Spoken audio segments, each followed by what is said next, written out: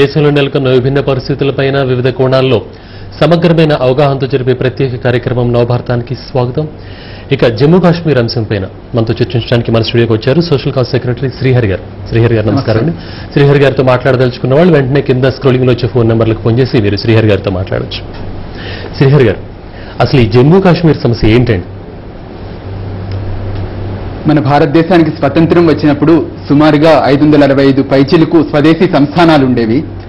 అవి భారతదేశంతో కలవాలా, పాకిస్తాన్తో కలవాలా, లేక ప్రత్యేకంగా ఉండాలా అన్న విషయంలో ఈ స్వదేశీ సంస్థానాలు మొత్తం భారతదేశ భూభాగంలో ఉన్న స్వదేశీ సంస్థానం మొత్తము దేశంలో విలీనమయ్యే ప్రక్రియని అప్పటి హోంశాఖ నిర్వర్తిస్తున్నటువంటి సర్దార్ వల్లభాయ్ పటేల్ గారు చూశారు. కానీ ఒక్క కాశ్మీర్ విషయం మాత్రం, జమ్మూ కాశ్మీర్ విషయము, కాశ్మీరీ పండిట్ నేను, నా పూర్వజులు కాశ్మీరీలు కాబట్టి ఈ ఒక్క విషయాన్ని నేను చూస్తాను అని చెప్పి పండిట్ జవహర్లాల్ నెహ్రూ గారు చూశారు. మిగతా స్వదేశీ సంస్థానాల విలీనమప్పుడు అక్కడి రూలర్స్ ఏ విలీన పత్రం మీద అయితే సంతకం పెట్టారో జమ్మూ కాశ్మీర్ రాజు, అప్పటి రాజు హరిసింగ్ కూడా దాదాపుగా అదే ఇన్స్ట్రుమెంట్ ఆఫ్ ఎషన్ మీద సంతకం పెట్టారు. కానీ పాకిస్తాన్ ఎట్లయినా సరే అక్కడ ముస్లింలు ఆధిక్యంగా ఉన్నారు కాబట్టి ఆ రాష్ట్రాన్ని కబ్జా చేయాలని చూస్తూ ఉన్నది. ప్రత్యక్ష యుద్ధాల్లో పాకిస్తాన్ ఇప్పటి వరకు ఓడిపోయింది. 47-48లో చేసిన యుద్ధంలో ఓడిపోయింది, 65లో చేసిన యుద్ధంలో ఓడిపోయింది, 71లో చేసిన యుద్ధంలో ఓడిపోయింది, 1999లో కార్గిల్ యుద్ధంలో కూడా ఓడిపోయింది. ఈ ప్రత్యక్ష యుద్ధాల్లో కాకుండా ఉగ్రవాదం ద్వారా మన దేశాన్ని నుంచి భూభాగాలను వేరు చేయాలి, లేకుంటే అవి పంజాబ్ లాంటి ప్రాంతాలు స్వతంత్ర ఖలిస్తాన్గా అవతరించడం కోసం కూడా పాకిస్తాన్ కొద్ది ప్రయత్నాలు చేసింది. జమ్మూ కాశ్మీర్లో ఉగ్రవాదము 1980 చివరి నుంచి ఒక దశాబ్దం కాలం వరకు చాలా ఘాటుగా ఉన్నప్పటికీ కూడా ఆ ఉగ్రవాదం ద్వారా కూడా వాళ్ళు ఏదైతే లక్ష్యం ఉన్నదో జమ్మూ కాశ్మీర్ని భారతదేశం నుంచి వేరు చేయాలనే లక్ష్యము సాకారం కావటం లేదని అర్థం చేసుకున్నారు. కాబట్టి ఇప్పుడు అక్కడ ప్రజాభిప్రాయము భారతదేశానికి వ్యతిరేకంగా ఉన్నది అని చూపించడం ద్వారా ఏమైనా జమ్మూ కాశ్మీర్ రాష్ట్రాన్ని భారతదేశం నుంచి వేరు చేద్దామా అని చెప్పి పాకిస్తాన్ ప్రయత్నిస్తూ ఉన్నది. దీనికి కొన్ని వెస్టర్న్ ఇంట్రెస్ట్ కూడా సహకరించడం వల్ల ఈ సమస్య ఇప్పటికీ రావణ కాష్టంలాగా రగులుతూ ఉన్నది. సో ఇప్పుడు మీ బీజేపీ పార్టీ తరఫున ఈ రోజు పోరాటం చేయడం, ధర్నాలు చేయడం జరిగింది. సో అని ఏమని ఈ రోజు మీరు ధర్నా చేయడం జరిగింది? నేను పార్టీని అఫీషియల్గా రిప్రజెంట్ చేయట్లేదండి. సోషల్ కాజ్ అనే వాలంటరీ ఆర్గనైజేషన్ సెక్రటరీని. జమ్మూ కాశ్మీర్ పరిరక్షణ సమితి ఈ బ్యానర్తో ఇందిరా పార్క్ దగ్గర ధర్నా జరిగింది.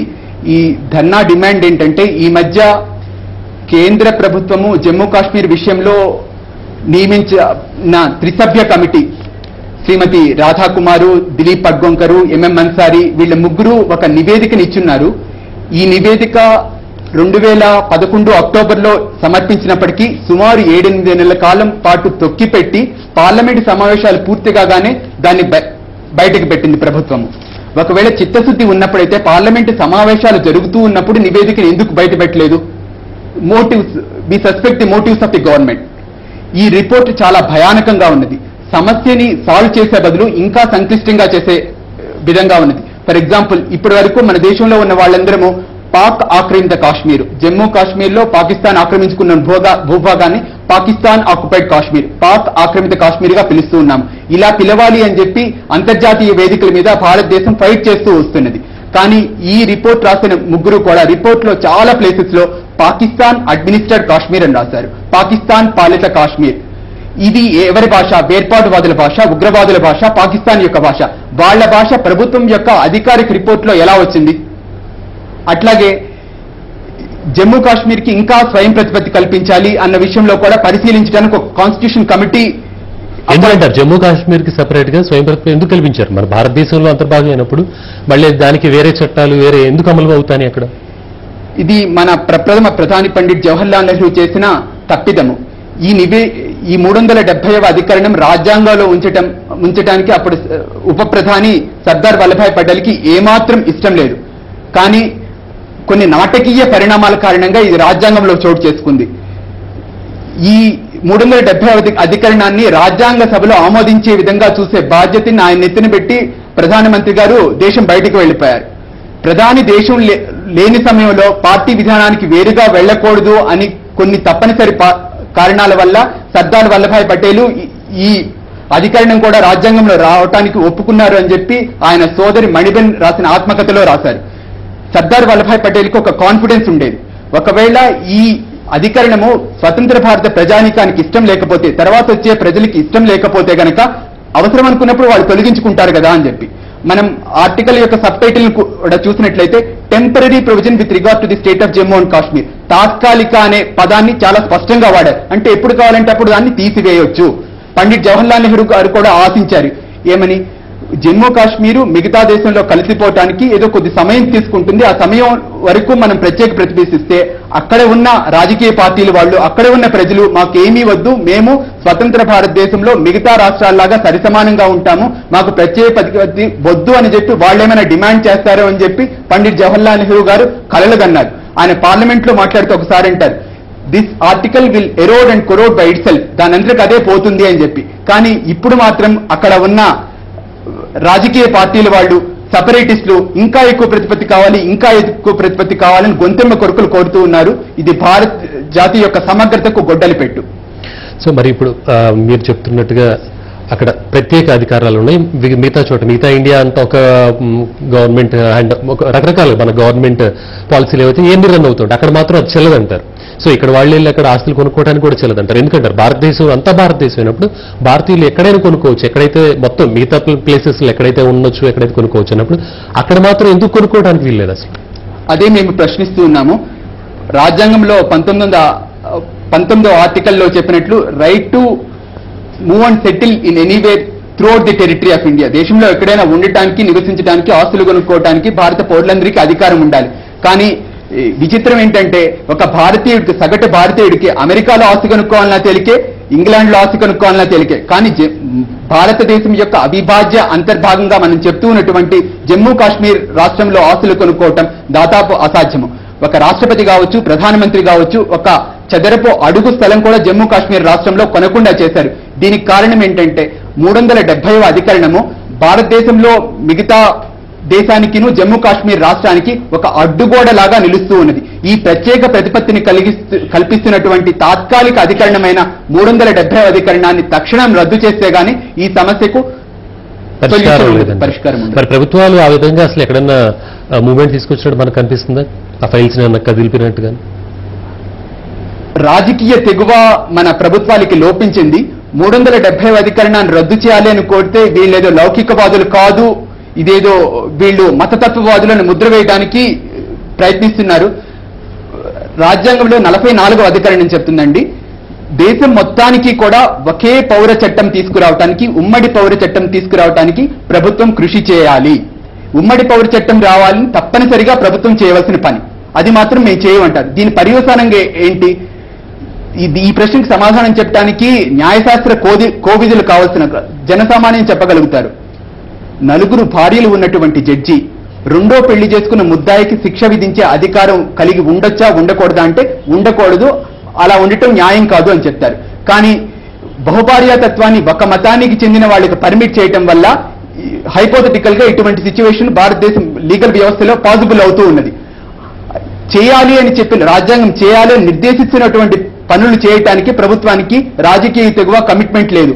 తాత్కాలికము తప్పనిసరిగా తీసేయాలి అని చెప్పిన వాటిని తీసేయటం కాకుండా మన మధ్యవర్తుల నివేదిక కూడా చెప్తుంది, ఈ టెంపరరీ అనే వర్డ్, తాత్కాలిక అనే పదాన్ని ఎత్తివేసి ప్రత్యేక అనే వర్డ్తో రిప్లేస్ చేసి ఈ ప్రత్యేక ప్రతిపత్తిని శాశ్వతం చేయాలి అని చెప్పి వాళ్ళు రికమెండ్ చేస్తున్నారు.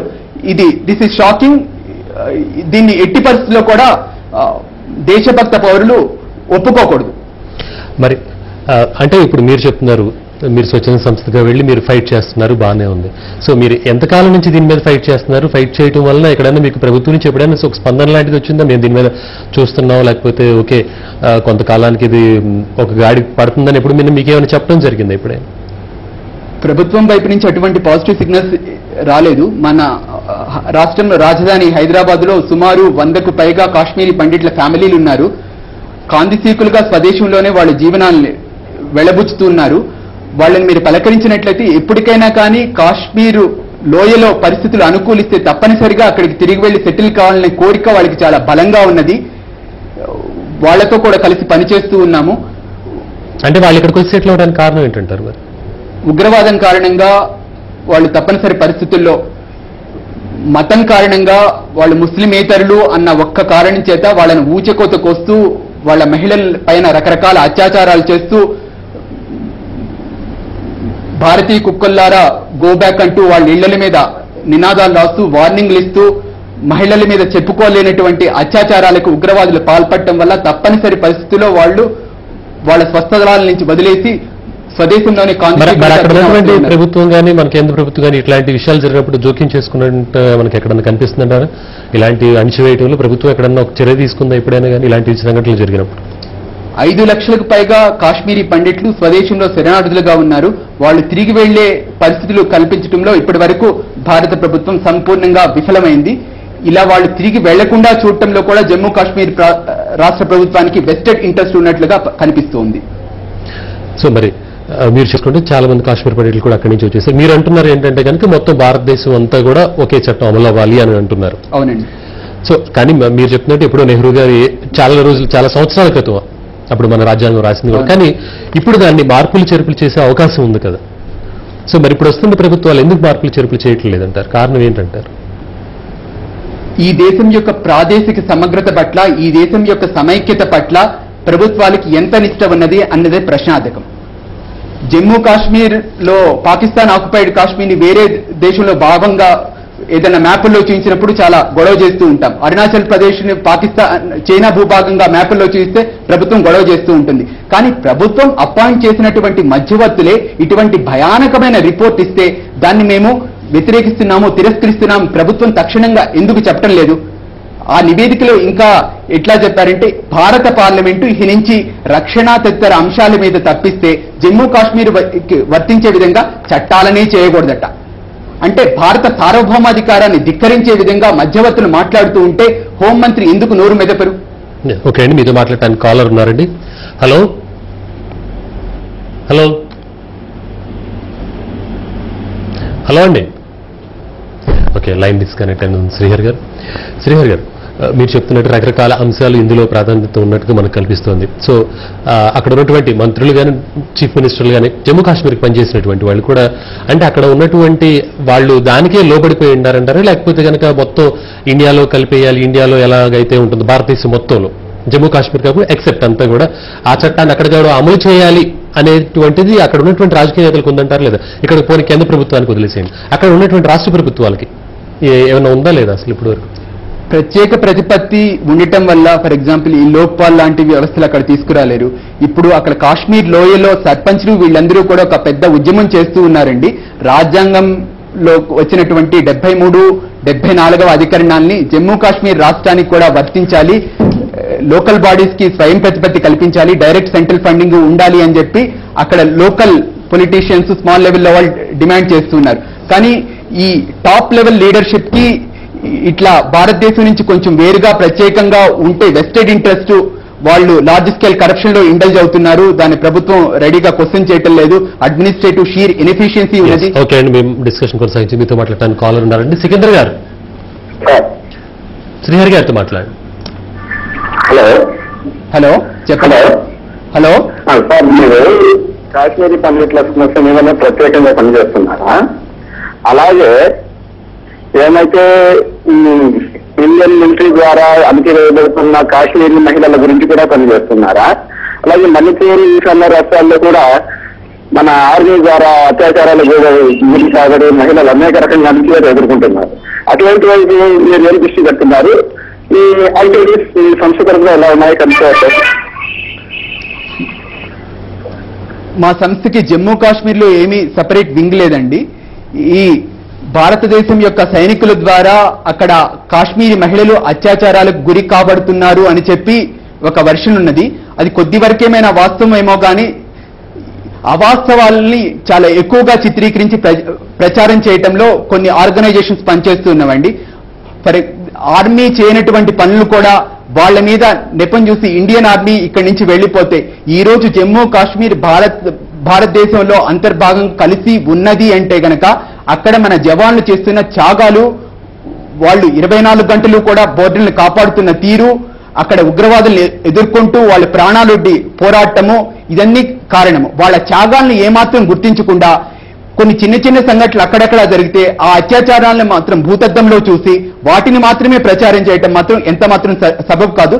ఎవరైనా ఆర్మీలో ఉన్న వాళ్ళు అత్యాచారాలకు స్త్రీలను ఎవరైనా గురి చేసినా ఏమైనా ఇల్లీగల్ థింగ్స్ చేస్తుంటే వాళ్ళని తప్పనిసరిగా పనిష్ చేయాలి. కానీ ఆర్మీ మొత్తము ఇలా కంకణం కట్టుకుని చేస్తుంది అంటే మాత్రం ఏమాత్రం వాస్తవం కాదు. ఓకే, మీతో మాట్లాడడానికి మరో కాల్ ఉన్నారండి. రాజశేఖర రెడ్డి గారు శ్రీహరి గారితో మాట్లాడండి.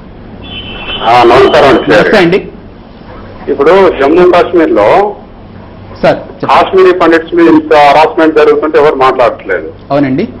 రెండోది ఏంటంటే ఆడ ఏ చిన్న ఇన్సిడెంట్ ఒక ఎన్కౌంటర్ జరిగితే దాన్ని పెద్ద ఈ కుహానా లౌకికవాదులు సోకాల్ సెక్యులరిస్టులు వీళ్ళంతా ఏం చేస్తారంటే పౌర హక్కుల నాయకులు దాన్ని ఒక పెద్ద ఇష్యూ చేసేసి ఆడేదో జరిగిపోతుంది అనే విధంగా. మరి కాశ్మీరీ పండిట్ల గురించి సెక్యులరిస్టులు కానీ సోకాల్డ్ వీళ్ళు కమ్యూనిస్టులు కానీ లౌకికవాదులు అని చెప్పుకునే వీళ్ళు కానీ ఎందుకు మాట్లాడలేదు అనేది ఒక ఫస్ట్. ఇంకోటి ఎక్కడ ముస్లింల మీద కానీ ఇంకోళ్ళ మీద కానీ ఏ చిన్న ఇన్సిడెంట్ జరిగినా కూడా దాన్ని పెద్ద హైలైట్ చేసేసి దానికి ఇంత జరిగింది అంత జరిగిందని ఈ 24 గంటలు ఈ అరిచే కమ్యూనిస్టులు కానీ దాని గురించి అసలు ఒక మాట కూడా మాట్లాడలేదు. ఇంకోటి ఈ పొద్దు రేపు మన దురదృష్టవశాత్తు మన ఇండియాలో ఏంటంటే ఒక బీజేపీ ఒక కాంగ్రెస్ పార్టీ రెండే పార్టీలు అయిపోయినాయి. కాంగ్రెస్ పార్టీ తప్పు చేసినా కూడా బీజేపీ మతతత్వ పార్టీ అనే ముద్ర వేసి దాని పక్కకు పేరు రావట్లేదు. ఇప్పుడు ఈ రోజు హైదరాబాద్ లో చూస్తే ఎంఐఎం మతతత్వ పార్టీ అయినా కూడా కాంగ్రెస్ దాంతో దండగాగుతుంది. అయినా కూడా వాళ్ళు అది మతతత్వం కాదన్నారు. ఇప్పుడు బీజేపీతో మాట్లాడతామంటే అది మతతత్వం అంటారు. ఇది ఎంతవరకు సమంజసం? ఈ రకంగా ఇది సెక్యులర్ కంట్రీ అయినప్పుడు కాశ్మీర్ ను ఒక లెక్కన మేరే పార్ట్ అంతా ఒక లెక్కన ఎట్లా క్యాల్కులేట్ చేయగలుగుతారు? దీన్ని ఎట్లా మారవాలి? ఈ కుహానా లౌకికవాదులు సో కాల్డ్ సెక్యులరిస్టులను వీళ్ళని ఏ రకంగా నిలదీయాలనేది నా క్వశ్చన్. ఇది దీని మీద ఎందుకంటే ఇప్పుడు ఎవరు ఈ పొద్దు రేపు సెక్యులరిజం అనేది ఒక ఫ్యాషన్ అయిపోయింది చెప్పుకుంటాను. నేను సెక్యులరిస్ట్ ను, నేను ఉద్ధరిస్తున్న మైనారిటీలు. ఇంకోటి మైనారిటీస్ అంటే ముస్లిం మైనారిటీస్ అంటే జైన్లు, సిక్కులు, వాళ్ళు వీళ్ళు అందరూ ఉన్నారు. కాశ్మీర్ లో వీళ్ళు కూడా మైనారిటీలే. ఆ మైనారిటీ చట్టాలు వాళ్ళకి ఎందుకు వర్తించవు కాశ్మీర్ లో? అంటే వాళ్ళు మెజార్టీ హిందువులు ఇండియాలో ఉన్నారు కాబట్టి మైనారిటీ చట్టాలు జమ్మూ కాశ్మీర్ వర్తించవు వాళ్ళకు. ఇన్ని రకాల ఇప్పుడు జనాలలో ఎట్లుందంటే ఇది గవర్నమెంట్ పట్టించుకున్నంత కాలము ఇది చాలా ఉధృతం అయిపోయి చాలా పీక్ స్టేజ్కి వెళ్ళిపోతుంది అన్నమాట. దీన్ని ఖచ్చితంగా ఖండించి మీలాంటి వాళ్ళు దీన్ని అంటే పబ్లిక్ తీసుకురావాల్సిన అవసరం చాలా ఉన్నది. ఈ సో కాల్ సెక్యులరిస్ట్ లో పేరు చెప్పుకొని సెక్యులరిజం పేరు మీద బతుకు వెళ్ళ తీసుకునే ఇటువంటి దొంగలను మనం ఎట్టి పరిస్థితుల్లో ఎలిమినేట్ చేయాలండి. అవునండి, మీతో నేను ఏకీభవిస్తాను. భారతదేశంలో ప్రస్తుతము ఏ సెక్యులరిజం అయితే ఫాలో అవుతున్నారో అది పెక్యులరిజం గా మారిపోయింది. అసలు జమ్మూ కాశ్మీర్ రాష్ట్రం ఈ సమస్యని మతతత్వ కోణంతో చూడటానికి ఏమాత్రం ఆస్కారం లేదు. భారతదేశంతో కలిసి ఉండటానికి ఎవరైతే వ్యతిరేకిస్తున్నారో వాళ్ళందరినీ దేశద్రోహులుగా చూడాలి కానీ వాళ్ళని మచ్చగి చేసుకుందాము, సంతుష్టీకరిద్దాము, వాళ్ళు అడిగిన కొద్ది కాకపోతే కొద్దిగా తీరుస్తూ పోదాము, ఈ దృక్పథం ఎంత మాత్రమూ సరికాదు. Re-establishment of secularism and equality in Jammu Kashmir will only be the solution for the issue. Okay అండి, నవభారతం కార్యక్రమంలో ఇప్పుడు ఒక షార్ట్ బ్రేక్ తీసుకుందాం. చూస్తూనే ఉండండి టీవీ1.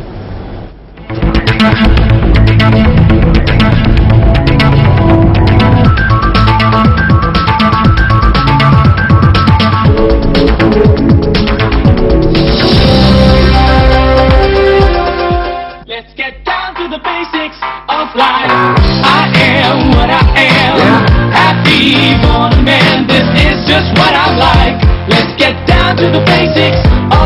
I always make sure I look fine, but guys ain't standing in a line, so I shop at home, save time. So many good things online. Shop like a man. Log on to basicslife.com.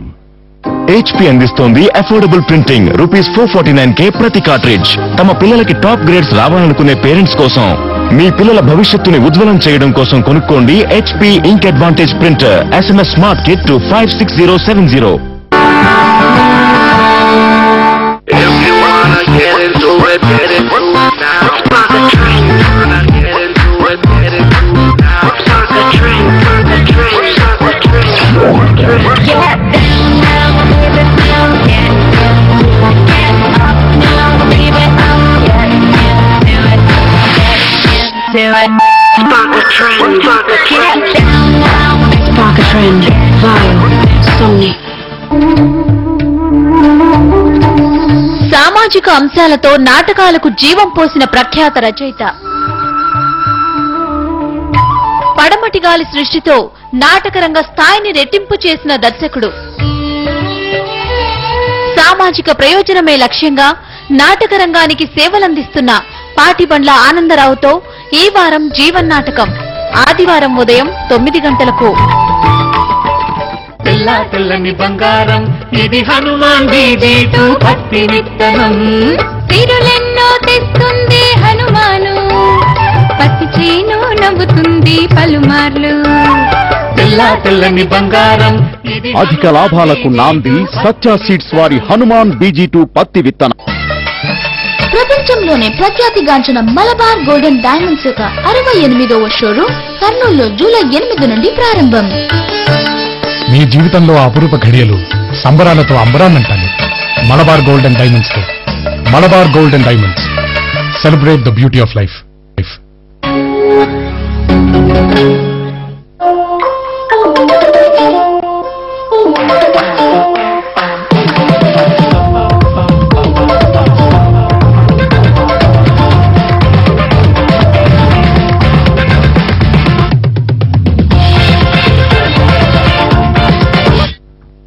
The HP Envy Ultrabook, powered by Intel Core i3 processor. It's the Ultrabook that's up for anything. Ultrabook inspired by Intel, perfected by HP.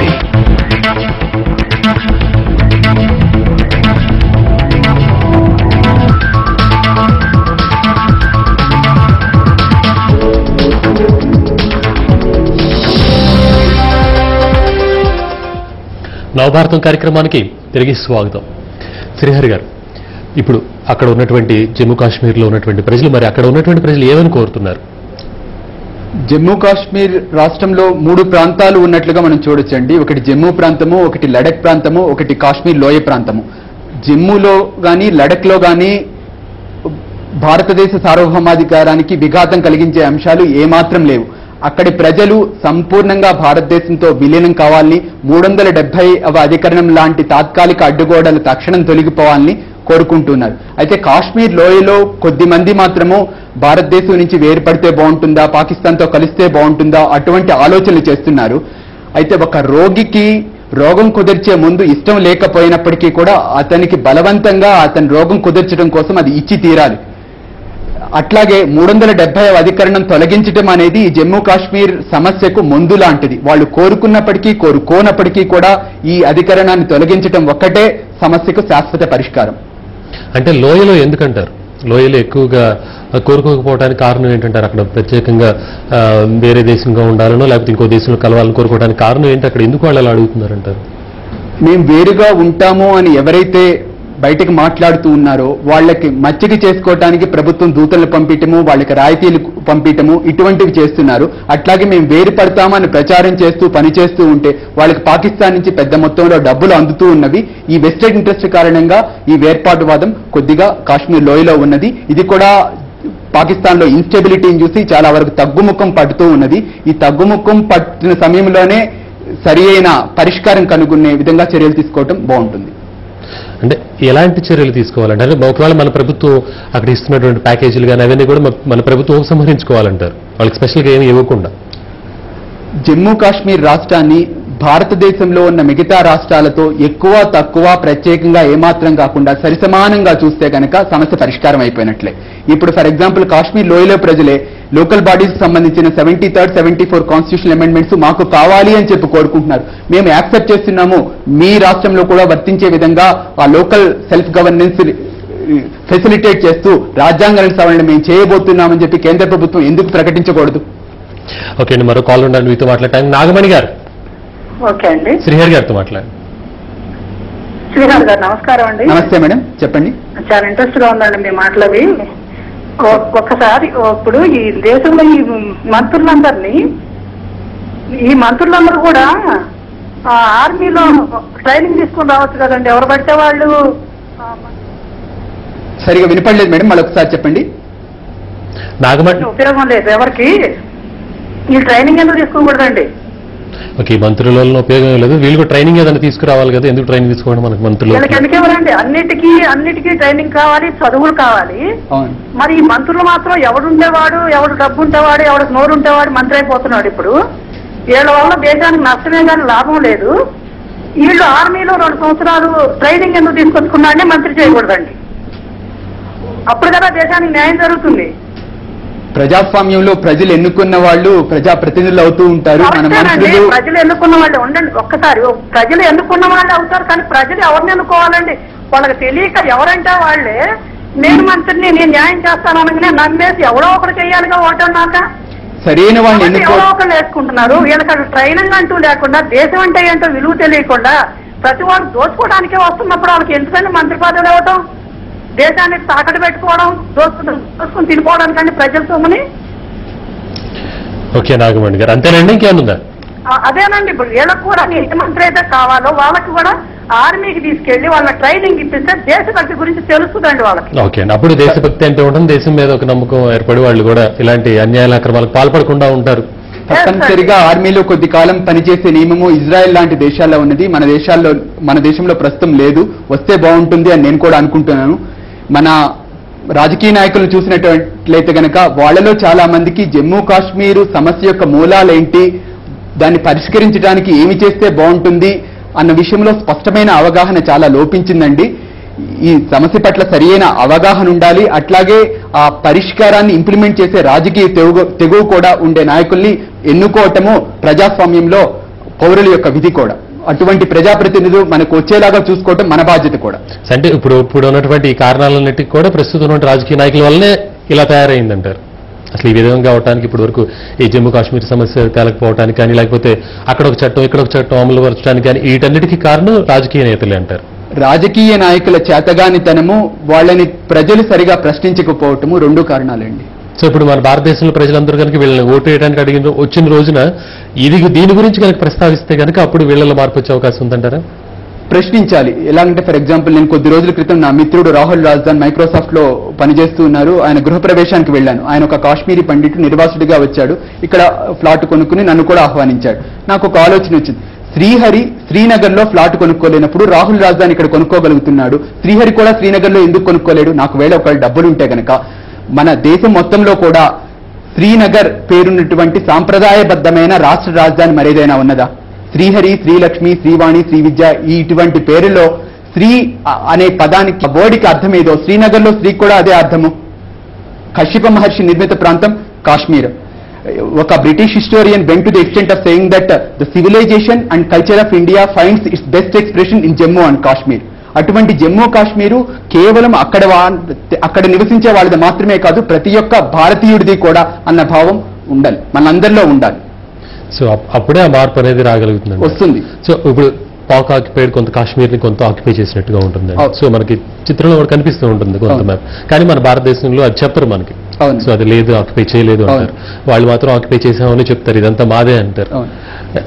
మరి అక్కడ ఉన్నటువంటి ప్రజల పరిస్థితి ఏంటంటారు? అసలు Pakistan occupied Kashmir ఇప్పుడు పాకిస్తాన్ కబ్జాలో ఉన్నది, కానీ our title deeds with regard to the whole of the state of Jammu and Kashmir are impeccable. ఒక పార్లమెంట్ రెజల్యూషన్ కూడా ఉన్నది. మన ఆంధ్రప్రదేశ్ చెందిన పివి నరసింహారావు ప్రధానమంత్రిగా ఉన్నప్పుడు భారతదేశంలో ఉన్న రాజకీయ పార్టీలకు చెందిన అందరూ ఎంపీలు కూడా ఓటు వేసి ఏకగ్రీవంగా పార్లమెంట్ లో తీర్మానించింది ఏంటంటే, liberating Pakistan occupied Kashmir is the only unresolved part of Jammu and Kashmir issue. Pak ఆక్రమిత కాశ్మీర్ ని విలీనం చేసి భారత్ లో విలీనం చేసుకోవడం మాత్రమే ఈ సమస్యలో మిగిలి ఉన్న కోణము అని చెప్పి అక్కడి ప్రజలు కూడా పాకిస్తాన్ యొక్క ఎక్స్ప్లాయిటేషన్ వద్ద చాలా విసుగు చెంది ఉన్నారు. వాళ్ళని పాకిస్తాన్ విపరీతంగా ఎక్స్ప్లాయిట్ చేస్తుంది. అట్లాగే అక్రమంగా చైనాకి కొద్ది భూభాగాన్ని పాకిస్తాన్ ధారాదత్తం చేసింది. ఆ చైనాకి ధారాదత్తం కాబడ్డ భూభాగము పాకిస్తాన్ ఆక్యుపైడ్ కాశ్మీర్ మొత్తం కూడా లీగల్ గా చూసినట్లయితే డీ జ్యూరీ పొజిషన్ ఏంటంటే భారతదేశానికి, డీ ఫ్యాక్టో పొజిషన్ ఇది కావాల్సిన అవసరం ఎంతైనా ఉంది. దానికోసం మనం ప్రయత్నించాలి. సో ఇవాళ మీరు చేసిన దీక్ష అంటే దేశవ్యాప్తంగా చేశారా అన్ని చోట్ల కూడా?